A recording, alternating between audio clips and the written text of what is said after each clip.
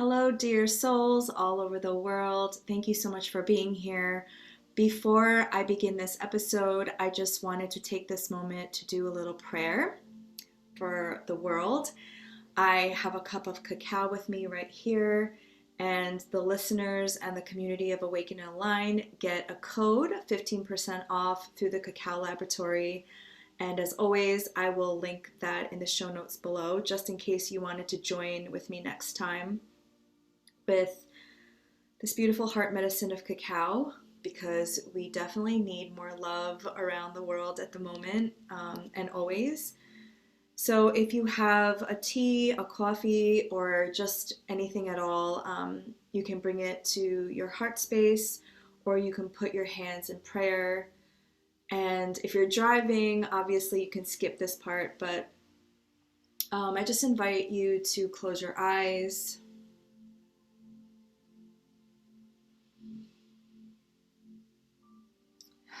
Wherever you are, feeling your sits bones rooted down to your chair or the ground, your feet flat on the floor, spine straight.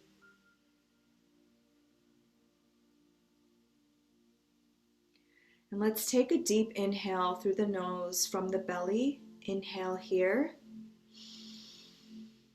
expanding the lungs, expanding your heart space. Exhale all the air out.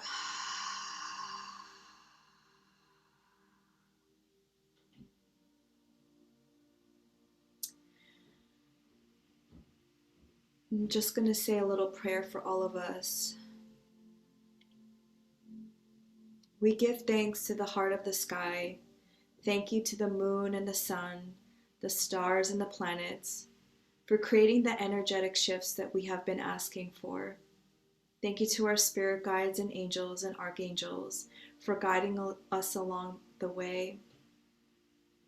Thank you to the element of air for the mental clarity and for right perception. Thank you. Thank you to the heart of the earth. Thank you for the trees whose roots root down to earth. Thank you to Mother Earth, Gaia, for the stability, the groundedness, the abundance that is all around us. Thank you to our ancient ancestors whose blood runs through our veins, and the keepers of the land. Where I am on Lenape land. Thank you to the guardians of the land. Thank you to our plant allies, the spirit of cacao. Thank you to all the animals, for all the signs and synchronicities, and for being our allies here on earth. Thank you. Thank you to the heart of the waters. Thank you to the oceans, the lakes, the streams, and the rivers. Thank you for the purification and the cleansing. Thank you for allowing us to feel the ebb and flow of life, that with every ebb we understand that the abundance is within us, and that there's always a flow. Thank you for the creativity and the passion, and for allowing us to flow with life and to create within our womb spaces from the seed that we receive from the divine, what truly ignites us and why we're here. Thank you. Thank you to the heart of the fire. Thank you for allowing us to transmute what no longer serves us, our limiting beliefs and our fears and our past. Thank you for allowing us to rise above our ashes. Thank you for the fire and the will and the confidence within us that burns like an ever-burning fire of our soul's imprint here on earth. Thank you. Thank you to all four directions, the north, the south, the east, and the west. Thank you for all the guardians and protectors. Thank you. Please watch over all of the people in this earth right now who are suffering, who are innocent children. Please watch over the listeners of the Awaken and Align community. Thank you for all of the abundance that is all around us, that we that we are so grateful for: our health, our bodies, fresh water, fresh food. Thank you for technology so that we are connected. Thank you. So my intention for this particular episode, which if you haven't guessed is a solo episode, is to speak from my truth, to speak from my authenticity, and to be honest. So when you're ready, you can take a sip, and I also invite you to set an intention for this time or your day or whenever you're listening to this. Today is March 8th, 2022, and I am recording this on Women's Day. So happy Women's Day to all the powerful women out there. And I just wanted to send all of my love and healing energy to everybody in this world right now who feels a little lost, who feels like, what is happening with our world? And I just wanted to offer some things that have been happening with me recently, because I really feel that the way in which we create change and the ways in which we are a part of the change and the shift that's happening, which if I'm being honest, I think that life and our planet has always been in a shift. I think that we are in a special moment in time right now because we have technology, that we have access to a lot of information very quickly, and that we are aware of what's going on all over the world at the same time. I don't think that this world has ever experienced a period where there wasn't a war of some kind. And even if you personally only see the settler colonialism happening in Ukraine, there's similar instances and events happening all over the world. And I would like to name where those places are that I know of at this moment, which is Yemen, Palestine, and Somalia. It's all really like the same kind of genocide and settler colonialism, but you don't see that being shown in the media, and you kind of have to ask why. I've been asking myself why pretty much every day, and the only reason that I can come up with is the difference of people's skin tones and skin colors, the certain places of the world that this is happening in, and also the United States involvement in some of these countries.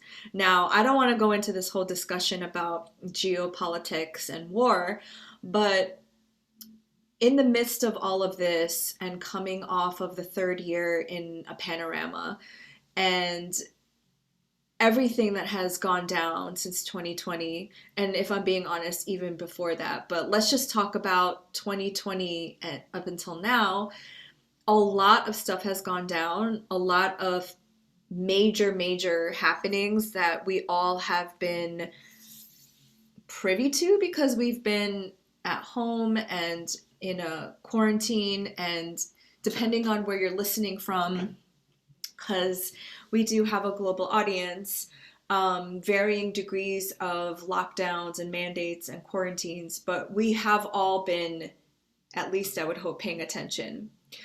And during this time, I've been asking myself, what is the one thing that we can focus on to help ourselves, help our families, help our communities, and what is the action plan? Because as you may or may not know, I'm an Aries, so I'm very action oriented, and I like to know that I'm contributing to the solution versus perpetuating the problem.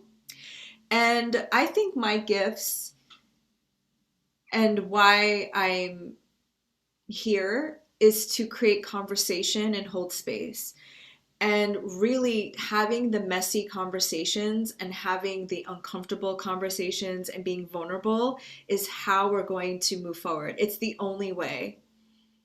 Because what's happening is, if you pay attention to patterns and cycles and history, as I do, you notice that these things have happened before.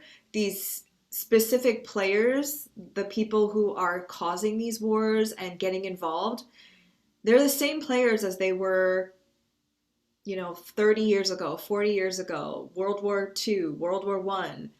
And so I keep asking myself, what is a way that we can all, at the individual and collective level, create a shift and create something different that is not perpetuating things from the past?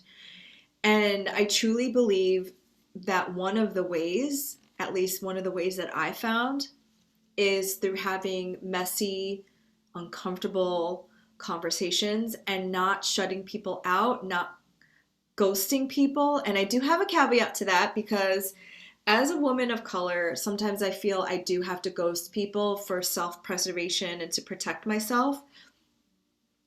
But to fully engage in conversations with people who are in my immediate energy field, my orb, my community, people who I interact with, people who I have on my podcast, people who I'm on their podcast with, my students, people in my circle, people who come to me for readings, everybody who is in my immediate surroundings, I feel that it's an opportunity to have these conversations. And I don't oftentimes have these conversations enough in person, but when I do have the opportunity to either email or text or DM, I take that opportunity, and hopefully we both learn something from each other. And I'm really trying, as I've probably expressed on this podcast, to do that with more people who don't share the same belief systems or share the same viewpoints on things, but we both have the same value and same intention of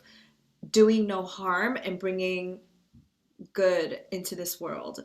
And I'm sharing all this to be very vulnerable with you, because as somebody now who has multiple platforms on social media, and I'm very vocal about certain things, and my intention is to help create a different way of being, that I'm still learning and I make mistakes, and that I don't have it all figured out. And I was just on a call with my co-host, who I co-host the Work podcast with. We were planning for the next season, and we talk a lot, and we share our ideas, and we share what we're currently going through. And one of the things that I shared with her, Brittany, was that everything I do and everything that I say and everyone that I work with and everyone that I allow into my energy, I want to create from love. I want to create from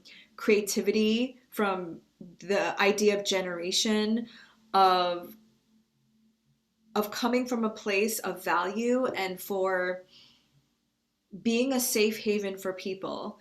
And so with those values in mind and those intentions, it becomes very clear who is not in alignment with that. And also it becomes very clear who I don't want on the podcast, and also who I don't want to spend my energy on. And I really believe, again, that the way in which we're going to be able to shift and move forward into the future, which if you're listening to this podcast, Awaken and Align, then you also want to do better. You also want to learn how to better yourself and better your community. Because I believe that wellness and spirituality aren't individual endeavors. They are for the whole ecosystem. And so I wanted to share with you a story that happened recently, and I want to be totally upfront and transparent, because it's something that has been coming up so much lately, and I just wanted to be very transparent about my own process. So normally when I ask on to this podcast guests, I usually, with the universe, I look on Instagram, I think about the kind of guests that I want to have on, what kind of modality do they share, what kind of things do they do, practice, what do they say, I watch videos about them. I do pretty much a little bit of research, but I get a very, very, very specific feeling about the person.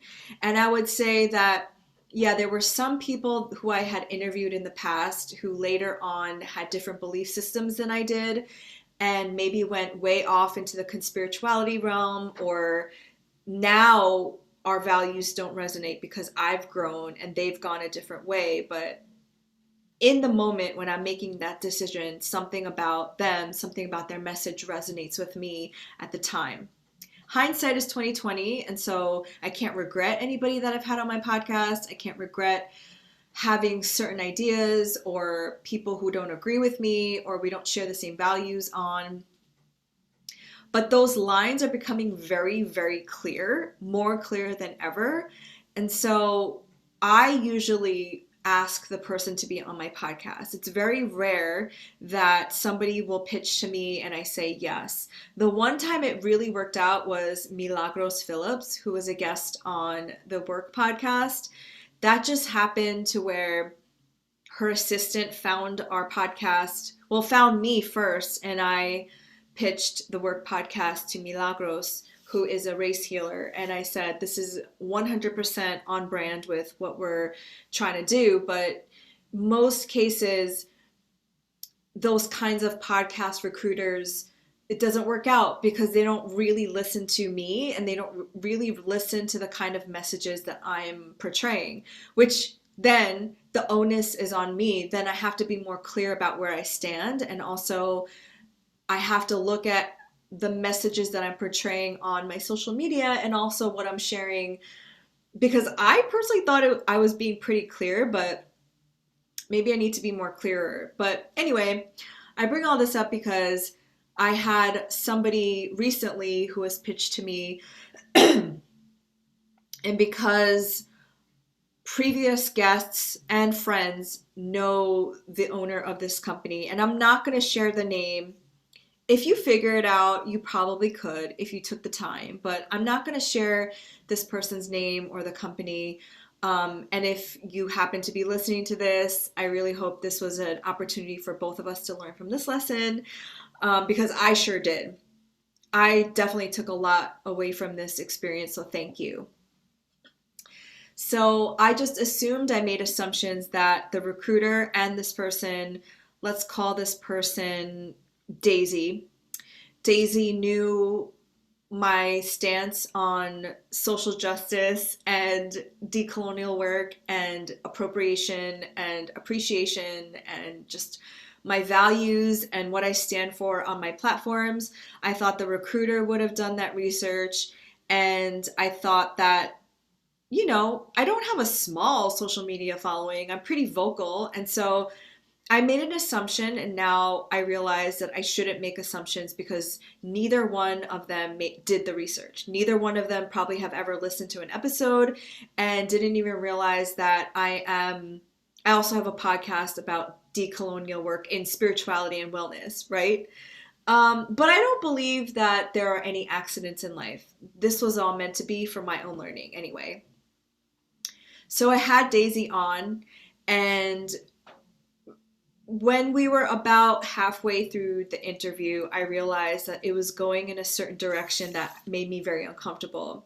Daisy talked about passports in New York and how she doesn't believe in passports, and I really didn't understand what she was saying. Like, it wasn't registering with me because I've spoken about this on most of my platforms and I'm pretty outspoken about it. I don't try to push it on anybody, which is why maybe it wasn't clear, but I come from a Korean culture where it is based on collectivist mindset. It's about community care. And yes, I'm also American, and American culture is very individualistic, but I feel like this is a point that I make a lot on this podcast and all over all of my social media platforms. So it just really, I just was really, really thrown off when she started bringing that up, because if you don't believe in wearing masks or getting vaccinated or whatever the case may be, that's fine, but then you can't go about complaining about it when New York City is heavily densely populated area with 9 million people across all the boroughs, and also had the highest death toll. And my sister's a nurse, and just like there all the reasons why, you know, it had to go about the way that it did. And it's like, why are we even bringing this up at this point? Like, this was all stuff that was in the past that had to happen. And in any case, what is it? Yesterday, March 7th, they lifted all the mask mandates. Now you don't need vaccinations, you don't need a passport. So I was just very confused at where this was going. And then it just went in a totally different, like, anti-vax conversation that I just personally didn't want to have because I have very strong beliefs. And I'm working on my non-violent communication, but I'm still working on it. So I try to dodge this specific conversation. But I also was very curious because Daisy's company is a flower company that extracts flowers from specifically Asia. And Daisy's company has, I don't know if it's an office or they have some kind of base in Singapore, but I would say like 30 minutes of this conversation was Daisy talking about how much she loves Asia. Asia is like her favorite place. She also studied with a Tibetan Buddhist, and I don't know. I was like, but Daisy looks white. Daisy is very white, if not white passing, but I'm pretty sure she's white. Um, but it was very clear to me that she had an affinity for Asia specifically. We talked about Korea and all the flowers in Korea, and so it was very confusing to me why she didn't understand that in Asia, specifically Korea, because I was sharing with Daisy that I cannot wait to go to Korea because I want to see my family. I haven't seen them in forever, but you need to be vaccinated, and which I am, but even though you are vaccinated, you need to quarantine for 2 weeks. And she was kind of complaining about that and complaining about Singapore and how it's so strict and blah, blah, blah, you know, like the same thing, right? And I was mentioning to her, like, that's just how it always has been in Asia, even before the panorama. Like, most Asian countries that you will travel to, even before the pandemonium, they would wear masks in the airport. They would wear masks walking down the street. It was just a way of living that isn't about like, oh, I have to wear this because of myself, but I want to protect my community. That's how it's seen there.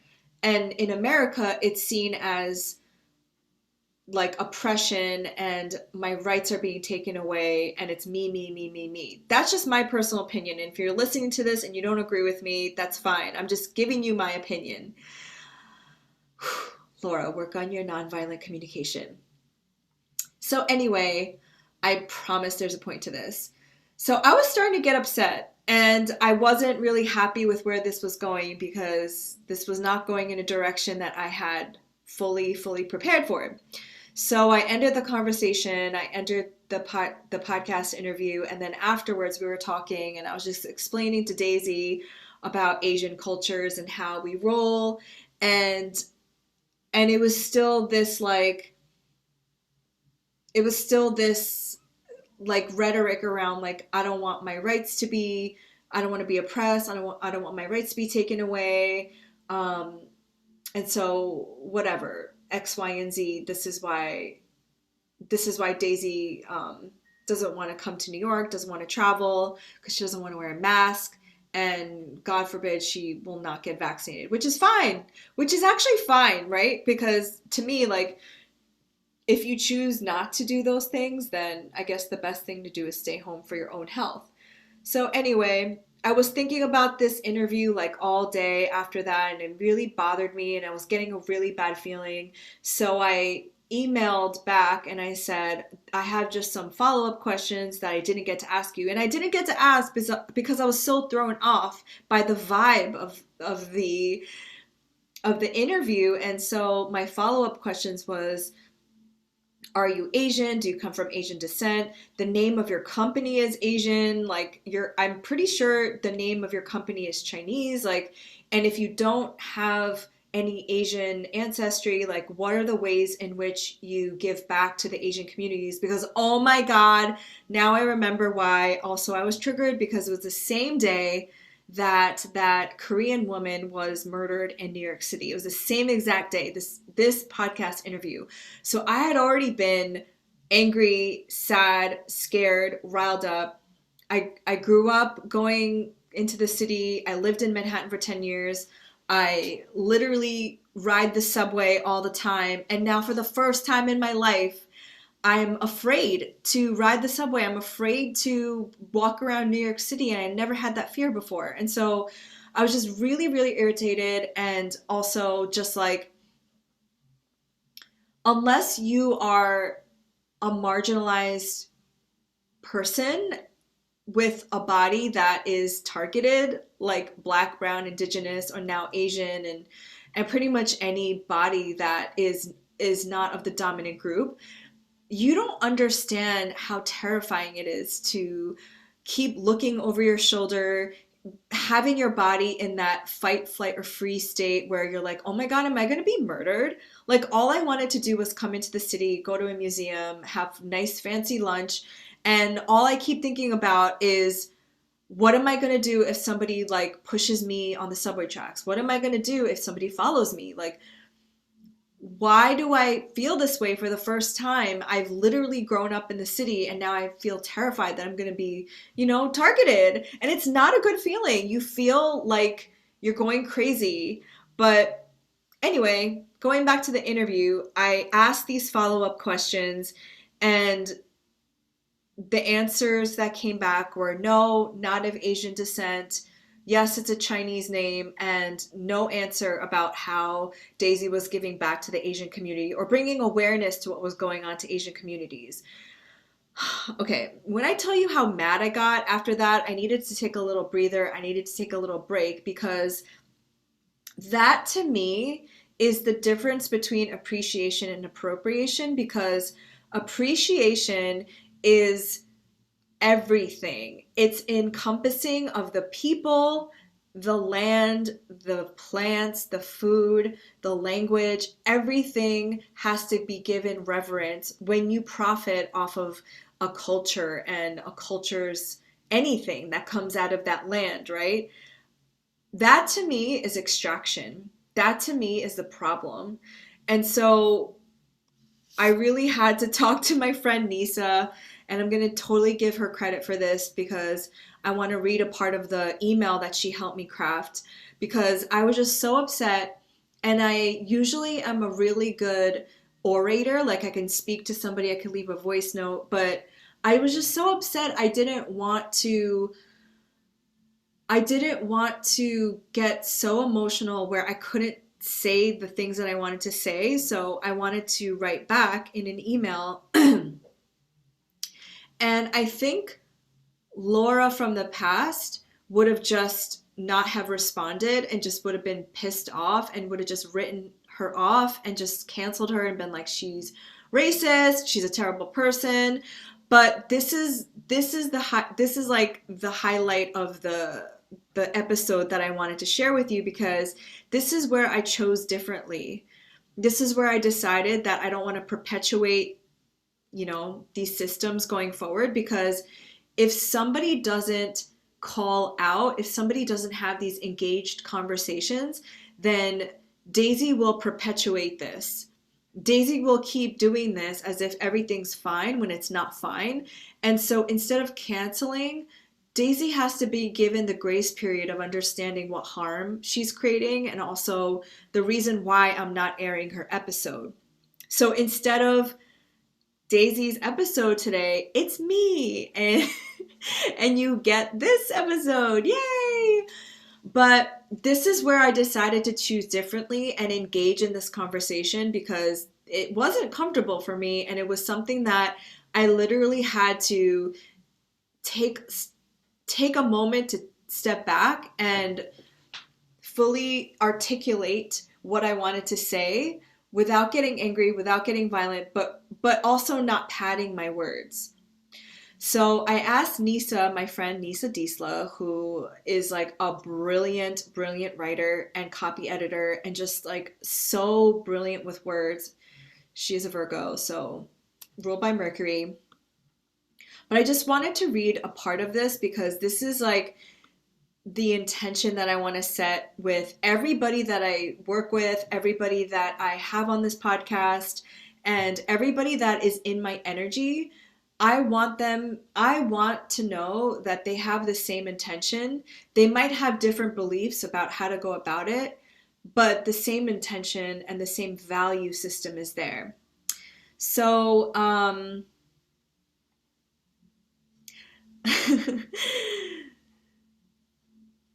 this is some of the words. Again, thank you, Nisa, for crafting this for me. Something I should have expressed and not assumed was known. Both of my podcasts are spaces that speak to all wellness. For me, wellness is the holistic, energetic signature and right of all beings, the land, people, and our planet. I don't believe we can be true advocates of wellness without considering the entire ecosystem. In listening to our podcast session again, I don't feel all these aspects were honored and expressed. In these times especially, I feel it's important to show up as a reflection of the world we want to live in. For me, that means showing up in integrity and honoring my lineage and embodiment as a woman of color and being authentic and expressive in my values. As I re-listened to our conversation, I found myself at times in a space where I was in conflict with this. Some reflections. As a woman of Korean lineage and with the extraction that happens globally of culture, land, traditions, it is my path to speak my truth from this lived, embodied experience. It was very troubling to me that there is no acknowledgement to the connection of the cultures, people, land, and cultivation. Again, wellness is an ecosystem. It does not sit well with that the language and plants are being extracted without centering and reciprocity to the culture that has enabled your business to exist and thrive. This is quite opposite of the space I hold on these platforms. So I share other thoughts and I invited Daisy to come back on to the podcast to, have an authentic conversation centering the land and centering the flowers and centering the ecosystem of wellness that is the root of her business. And some of the questions I wanted to pose is what inspired your business, the relationship that she personally has to Thai, Singaporeans, and Asian cultures overall, the insights and learnings that she gained in connection with the land and the people, and how is she specifically appreciating and not appropriating? How is she actively supporting to not perpetuate harmful colonial, neo-colonial practices? If she is not doing anything, then how can this be an opportunity to listen and to reflect? And I really wrote at the bottom, I said, it's important for me personally not to bypass harmful patterns, as I believe every interaction and relationship exchange informs the energy that is reflected in the collective. I want to create space for active listening, mindful awareness of varied perspectives, integrity, humility, and collective well-being. And I personally feel responsible holding this kind of platform and having a voice. That I have responsibility for the ripple effects that we have with our words and our actions.